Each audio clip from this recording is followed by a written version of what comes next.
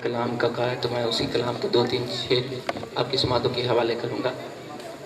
उसके बाद इस बंदे नाजिर की हाजिर मुकम्मल। फतेह भाई, आज आना मेरे हुसैन का है, हर ज़माना मेरे हुसैन का। आप सबका ये अकीदा है, जिसका ये अकीदा है एक दफ़ा सुभान अल्लाह बोल।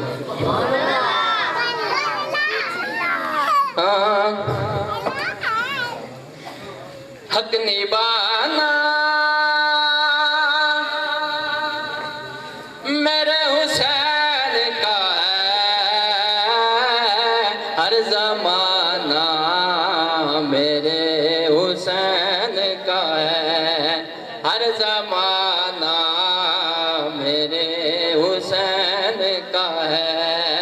जश्न गाए समा बताता है, जश्न गाए समा बताता है। आज आना मेरे हुसैन का है, हर ज़माना मेरे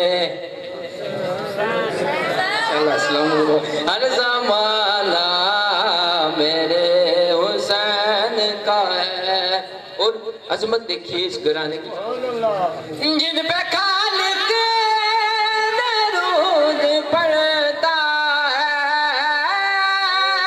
जिन पे खालिक दरूद पढ़ता है, वो घराना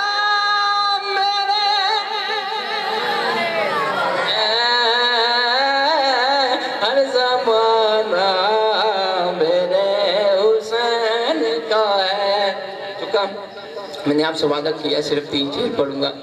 मेरे इस कलाम का आखिरी शेर है और ये शेर बहुत ही अजमत वाला है। जिसकी गाते